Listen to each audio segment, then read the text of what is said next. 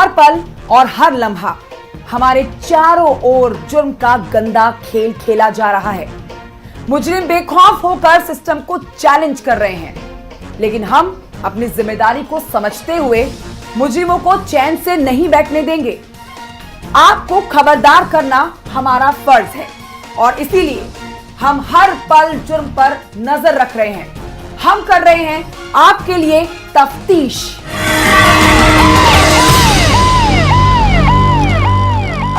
मां दुनिया में ईश्वर का दूसरा रूप है। मां के कदमों तले जन्नत होती है। दुनिया का सबसे खूबसूरत शब्द है मां। जिंदगी के बोझल पलों में मां लफ्ज इंसान को ठंडी छांव का एहसास कराने वाला है। दुनिया में सबसे सुकून देने वाला लफ्ज है मां। मां शब्द सुनते ही दुनिया की हर तकलीफ पल भर में काफूर हो जाती है। कहते हैं कि अगर बेटे को ठोकर भी लगती है तो मां कब्र में तड़प पड़ती है। मां बेटे का रिश्ता दुनिया का सबसे पाक, पवित्र और मजबूत रिश्ता है। लेकिन आज की तफ्तीश उन माओं के लिए नहीं है जो कमजोर दिल की हैं, जिनके बच्चे गलत संगत में पड़ चुके हैं, जिनके बेटे बेहसी के दलदल में धंस चुके हैं। आज की तफ्तीश आपको सोचने पर मजबूर कर देगी कि क्या कोई बेटा इतना दरिंदा भी हो सकता है कि अपनी ही मां का कत्ल कर दे और फिर उसकी लाश पर गम का नाटक भी करे। अपने जिगर के टुकड़ों की सलामती की दुआ मांगते हुए देखिए बेहसी और बेदर्दी के जंगल से गुजरती, चीखती, पुकारती आज की ये तफ्तीश।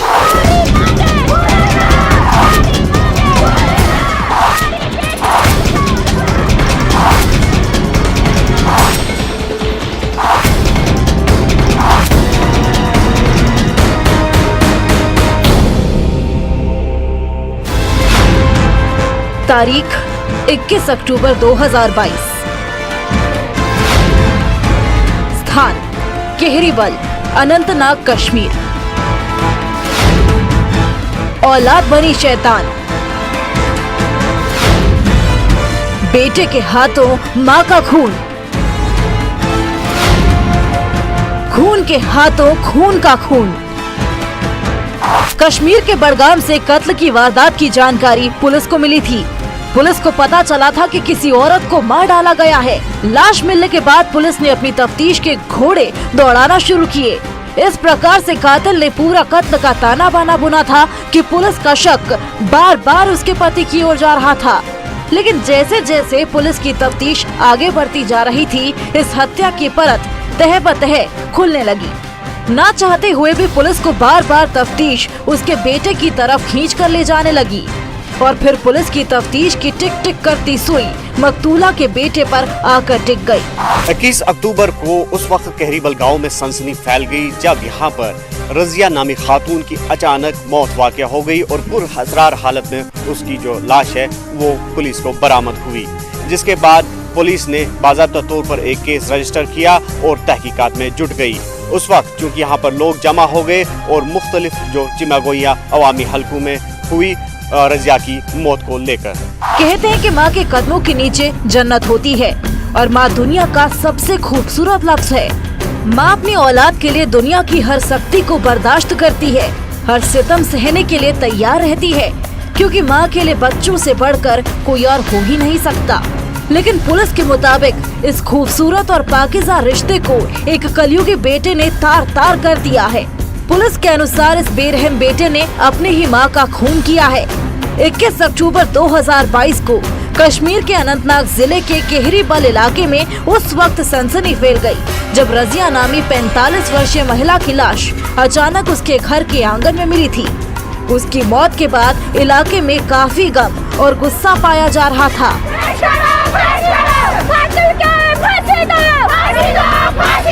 यहाँ एक बेटे ने अपनी माँ के साथ वो हैवानियत का गंदा खेल खेला जिसे जानने के बाद आपका माँ और बेटे के रिश्ते पर से ही विश्वास उठ जाएगा। इस बेटे की दरिंदगी के सामने तो शर्म से शैतान भी पानी पानी हो गया होगा।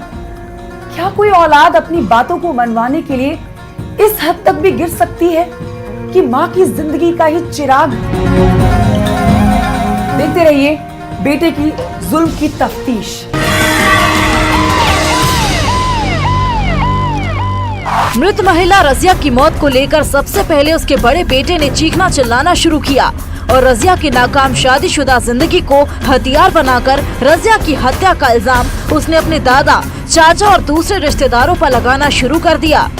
पुलिस के मुताबिक ये बेटा नाबालिग है और उसकी शक्ल हम नहीं दिखा सकते हैं, लेकिन जब मां की लाश मिली तो इस औरत के बेटे ने क्या कहा था आप भी सुन लीजिए। मोन बुड़वब तमिस कत पे यम सात सा नबरस नान सह पत तमिस वन यह त्रावत न जिंद कह मारुन आज ते पगह ते मारुन ये धमकी दिवान यम आय आज यह स्कूल बह दोहस फुल दोहस बह गरी सिर्फ बह द्रामुत दुकान पे कह सामान अन्न पत्स टाइमस मज आव मे पत्कि बे फोन यम नजर मे थत जी कम सात नेर नबर तो ये टाइमस मन सारी सामित अंदर यमो मेन मोज खड़मुत होर तो अत दिसमस बोन दर। लाश मिलने के बाद महिला के वैवाहिक जीवन को लेकर आसपास के लोगों में काफी चर्चाएं होने लगी। उसके बेटे की बातों को लोगों ने सबूत के तौर पर देखना शुरू कर दिया। बेटे की दलील ने मृतक महिला के मायके और ससुराल दोनों को ही आमने सामने लाकर खड़ा कर दिया। लोग तो ये मानने ही लगे थे कि ये मृतक महिला अपने पति की ओर से ही घरेलू हिंसा का शिकार हुई है। मकतूला को इंसाफ दिलाने के लिए स्थानीय लोगों ने प्रदर्शन भी किया, सड़कों को जाम किया गया, नारेबाजी की गई, पुलिस पर दबाव भी बनाया गया, लेकिन पुलिस किसी दबाव में न आकर तफ्तीश की कड़ी से कड़ी मिलाने में लग गई। बाद में जो कुछ सामने आया उसने उन लोगों को बगले झांकने पर मजबूर कर दिया जो ससुराल वालों को कटघरे में खड़ा करने में लगे थे। तफ्तीश की टीम इस वक्त कहरीबल में मौके वारदात पर मौजूद है और यही वो मकान है जहां पर एक बेरहम बेटे ने अपनी मां का कत्ल कर दिया। पहले तो उस बेटे ने अपनी दरिंदगी का सबूत देकर अपनी वालिदा को मारा पीटा और उसके बाद जब उसका जी नहीं भरा तो अपने दोस्त के साथ मिलकर उसने एक पत्थर से अपनी मां के सर पर वार कर दिया, जिसके नतीजे में वो मौके पर ही हलाक हो गई। और ये वो मकान है जहां पर फिर उसके बाद उस बेटे ने एक फॉल्स फैब्रिकेटेड स्टोरी पेश की और बताया गया कि उसको जो है उसके ही रिश्तेदारों ने कत्ल करने की कोशिश की, एक साजिश रची गई और उसके बेटे के तहत पहले तो उस खातून को रजिया को उस मकान की छत पर ले जाया गया और जहां से उसको बड़ी बेरहमी के साथ गिराया गया और ये वो स्पॉट है जहां पर रजिया की लाश जो है वो बरामद की गई और पुलिस ने उसी वक्त जो है तहकीकात शुरू कर दी और तहकीकात के दौरान पुलिस को कुछ अहम लीड्स मिले, कुछ अहम सुराग मिले और जिससे ये बात आया होती थी कि रजिया का जो कत्ल है वो गिरने से उसकी मौत वाकई नहीं हुई है बल्कि उसका बड़ी बेदर्दी के साथ कत्ल किया गया है। जो उम्र पढ़ने, खेलने और आगे बढ़ने की हो, अगर उस उम्र में कलयुगी औलाद अपनी माँ का ही कत्ल कर दे तो उस औलाद की इस हरकत पर मातम करने के अलावा और क्या किया जा सकता है? आखिर इस बेटे के दिमाग में ऐसा क्या चल रहा था जिसने पुलिस के अनुसार उसे अपनी ही माँ का हत्यारा बना दिया? पुलिस के मुताबिक माँ का कत्ल करने वाले बच्चे की उम्र सिर्फ 16 साल है। लड़के की इस हरकत से पूरे इलाके में तशवीश है। वहीं लोग ये भी सोचने पर मजबूर हैं कि इस लड़के ने अपनी उस माँ का खून क्यों किया जिसने उसे अपने खून से सींचा था। पुलिस ने तफ्तीश शुरू की और पुलिस की शक के लपेटे में आ गया मृतक महिला का अपना ही नाबालिग बड़ा बेटा, जो सबसे आगे बढ़कर इल्जाम तराशियों में लगा हुआ था। हालांकि पुलिस ने पूछताछ के लिए मृतक के ससुराल वालों को भी थाने बुला लिया, लेकिन जब पूरी वारदात की सच्चाई सामने आई तो उन पर से शक के बादल एकदम से छट गए। वो कैसा शर्मिंदगी भरा, दर्द भरा मंजर रहा होगा जब एक खून ने ही अपने उस खून का खून किया होगा जिसने उसे 9 महीने अपने पेट में संभाल कर रखा हो। पुलिस के मुताबिक एक औलाद ने अपनी ही मां को मौत की नींद सुला दिया।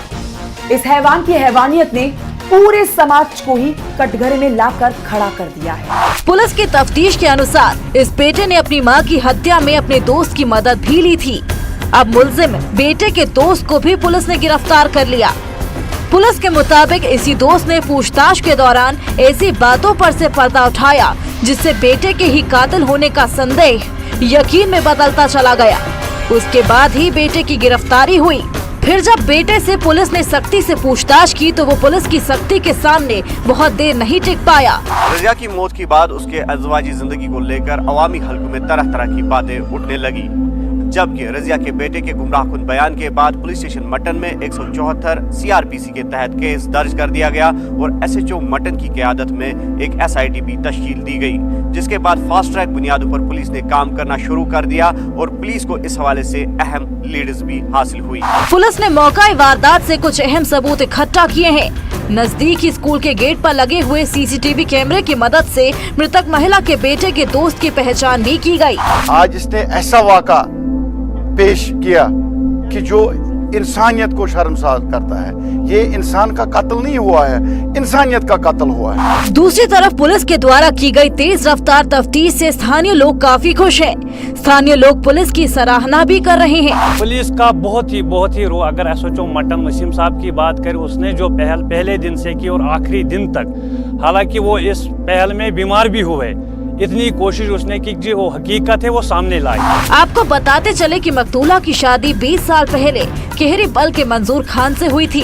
कुछ दिन पहले ही मकतूला के पति मंजूर ने उसको फोन पर तलाक भी दे दिया था, जिसके बाद एक खातून अपने 2 बेटों के साथ ससुराल के ही पास एक किराए के मकान में रहने लगी थी।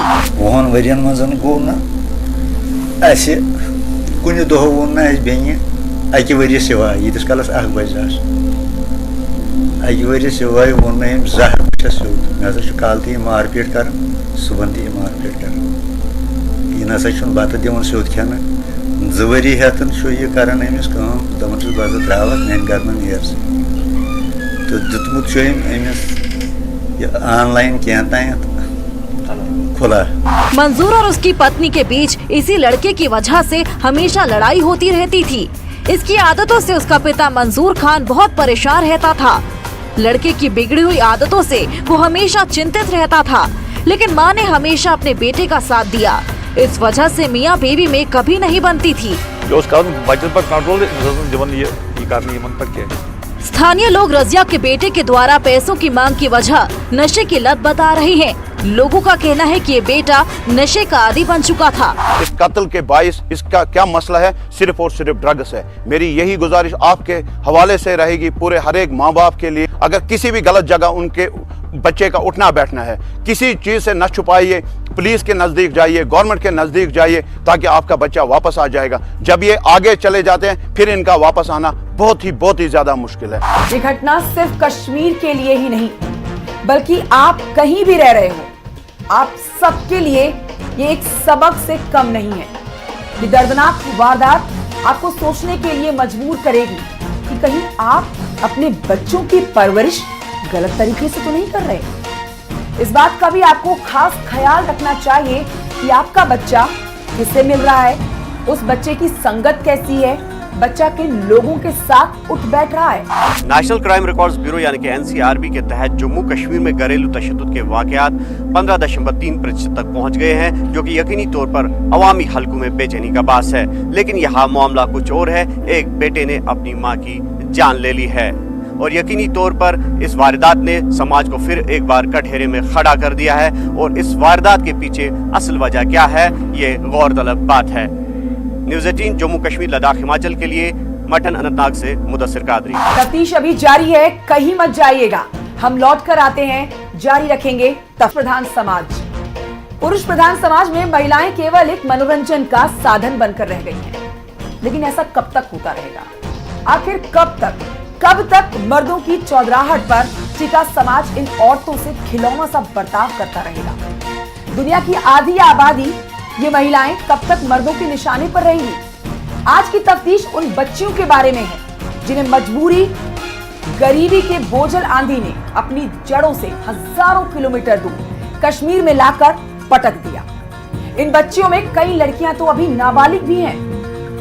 ये बच्चियां दुनिया की चकाचौंध से बहुत दूर हैं। उन्हें तो ये भी नहीं पता है कि आखिर उन्हें यहाँ क्यों लाया गया है, उनको लाने का आखिर मकसद क्या है। कहीं इन लड़कियों को वादी में लाने का मकसद इनकी जिंदगियों को जिस्मों के वहशी सौदागरों के हवाले करना तो नहीं था, या फिर इन लड़कियों को कश्मीर के रास्ते दुश्मन मुल्क में भेजना था। देखिए, कश्मीर पहुंची कुछ बेबस लड़कियों की ये दर्द में डूबी तफ्तीश।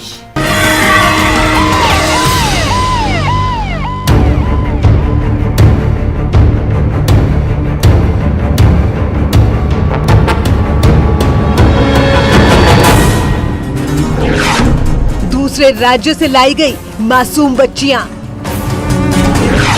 चाक चौबंद पुलिस ने मानव तस्करों को किया नाकाम। क्या है इन बच्चियों को वादी में लाने का मकसद? क्या कई राज्यों में फैला है मानव तस्करों का जाल? एक लाइन में खड़ी ये सारी बच्चियां अब पुलिस के पास सुरक्षित हैं। इन बच्चियों को कश्मीर घाटी में बडगाम इलाके से पुलिस ने रेस्क्यू किया है। पुलिस के अनुसार इन बच्चियों को देश के दूसरे राज्यों से मानव तस्करी के उद्देश्य से घाटी में लाया गया था। हालांकि पुलिस ने सही वक्त पर एंट्री लेते हुए इन बच्चियों की जिंदगी जहन्नुम होने से पहले ही इन्हें बचा लिया। ये वाकया हमारे इस पड़ोसी इलाके में ही जो है रोनुमा हुआ, डुलीपुरा पार्थन साइड में। ये एक बहुत बड़ा चैलेंज है हमारी सोसाइटी के लिए, किस तरीके से हमारी सोसाइटी जो है डिग्रेड हो रही है। ऐसे वाकयात पास्ट में कभी हमारे सामने नहीं आते थे। वादी कश्मीर से आए दिन कोई न कोई जुर्म की ऐसी कहानी सामने आ ही जाती है जिसे सुनकर आप सन्न रह जाते हैं। बात चाहे किसी कत्ल की हो या फिर दूसरे छोटे मोटे जुर्म की।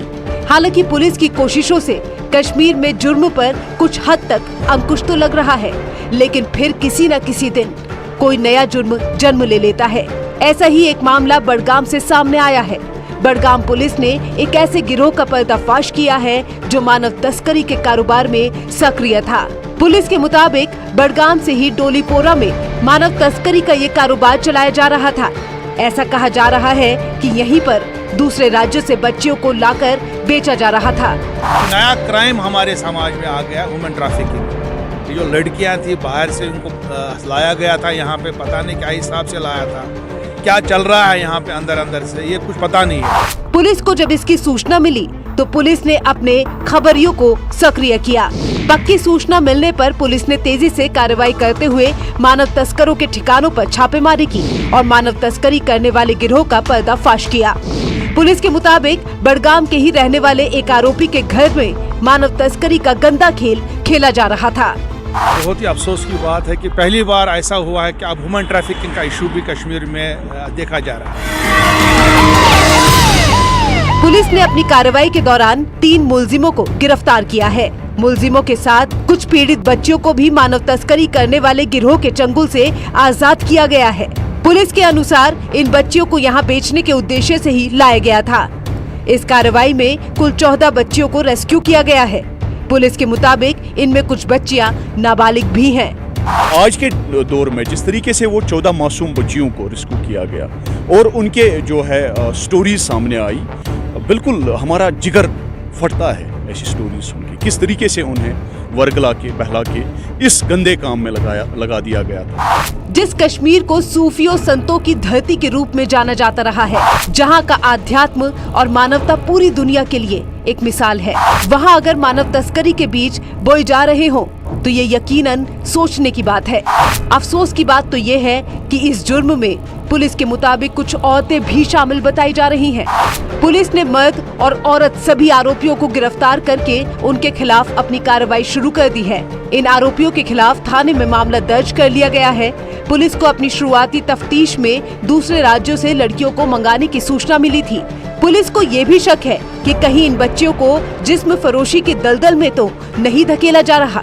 ह्यूमन ट्रैफिकिंग के इशू को लेकर अगर कार्रवाई न होगी, खुदा ना खास्ता हमारी बच्चियों को अभी इलीगल यहाँ पे ट्रैफिक की जाएगा, उनको यहाँ से उठाया जाएगा और उनको कहीं और किसी और रियासत में भेजा जाएगा। ये बदकिस्मती की बात है। हमारा समाज अभी भी सोया है, इसके लिए हमको उठना पड़ेगा। और ये ह्यूमन ट्रैफिकिंग लड़कियों का जो कारोबार होता है, ट्रेड होता है, इलीगल ट्रेड होता है। 3 लोग उसमें अरेस्ट हुए जिनके खिलाफ कानूनी कार्रवाई हुई। वो समाज पे एक दबाव है मेरे हिसाब से, जो मैं मानता हूँ, और सिविल सोसाइटी के जो मेंबरान हैं उनका बिलीफ है कि ऐसे जराइम में कोई भी जो है इसमें सजा में कोई कमी पेशी नहीं रहनी चाहिए। पुलिस आगे की भी तफ्तीश कर रही है और उम्मीद है इसमें और लोगों की गिरफ्तारी हो सकती है। रेस्क्यू की गई बच्चियों को अभी सामाजिक संस्थान में रखा गया है, साथ ही उनके पुनर्स्थापन की बात भी की जा रही है। अब इसमें पुलिस ने जो कार्रवाई की है, बहुत अच्छी कार्रवाई, इनको जो है वहाँ से रेस्क्यू किया गया था। सामाजिक गलियारे में जब इस घटना की खबर आई तो लोगों ने पुलिस की कार्रवाई की सराहना की, लेकिन दूसरी तरफ उनका कहना है कि इस जुर्म के खात्मे के लिए सिर्फ पुलिस ही काफी नहीं है, बल्कि इसमें आम नागरिकों की भी जिम्मेदारी बनती है कि वह पुलिस की आंख, कान और हाथ बने।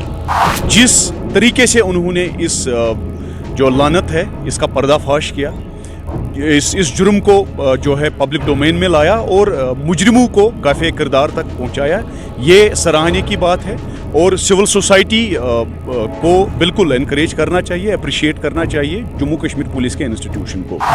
इस मामले की धार्मिक गुरुओं ने भी भर्त्सना की है। बड़गाम के धार्मिक गुरु सैयद अरशद मुसवी ने कहा कि ये इंसानियत के खिलाफ है।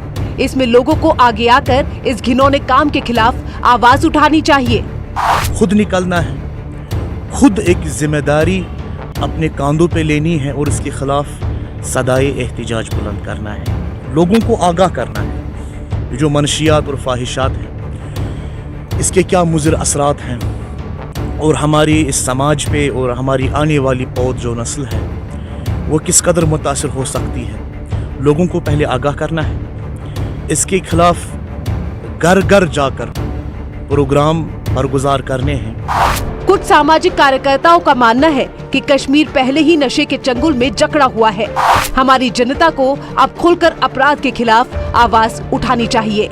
चाहे ड्रग एडिक्शन यहाँ पे है, चाहे समाज में बाकी बुराइयां हो रही है, फहाशत हो रही है यहाँ पे, उसके अलावा इलीगल माइनिंग हो रही है, बाकी चीज़ें हो रही है, उसके साथ साथ हमको इन जराइम पे भी बात करनी चाहिए। चाहे हमारे दीनी उलमा हैं, सोशल और जो हमारे पॉलिटिकल लीडर हैं, सोशल लीडर हैं, एनजीओज हैं, उनको आगे आना चाहिए। आज के दौर में हमारे जो मेरे वालिदैन जो हमारे हैं, हमारे समाज में जो वालिदैन हैं, उन्हें भी अपने बच्चों पे नज़र रखनी है। ख़ास करके जो एक्टिविटीज़ है हमारे बच्चों की, बोथ बॉयज़ एंड गर्ल्स, उन पे नज़र रखने की ज़रूरत है, अवेयरनेस क्रिएट करने की ज़रूरत है।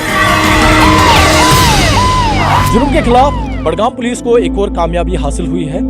बड़गाम पुलिस ने ह्यूमन ट्रैफिकिंग की एक गैंग का पर्दाफाश किया है। इस ज़िम्मन में उन्होंने 3 अफराद को गिरफ्तार किया है, जबकि 14 खवातीन को रेस्क्यू किया है। लोग पुलिस की इस कार्रवाई की सराहना कर रहे हैं, ताहम उनका कहना है कि इन जराइम के खिलाफ बड़े पैमाने पर कार्रवाई होने की जरूरत है ताकि समाज से ये जराइम खत्म हो सके। और अब वार्निंग तफ्तीश। ये वार्निंग आपके काम की है, जो आपको जुर्म का ईंधन बनने से बचा सकती है। देखिए तफ्तीश वार्निंग खास आपके लिए। फेसबुक पर क्या होता है कि आपका अकाउंट जो है हैकर के जरिए हैक किया जाता है, तो व्हाट्सएप से या फेसबुक से आपकी जो प्रोफाइल पिक है वो हैकर जो है वो एडिट करके एक दूसरा अकाउंट क्रिएट कर देता है, या आपको फ्रेंड रिक्वेस्ट भेजता है, आप उसकी फ्रेंड रिक्वेस्ट एक्सेप्ट करते हो, तो फोटोग्राफ उसने किसका लगाया होता है, फॉर एग्जांपल से बशीर और बेलाल।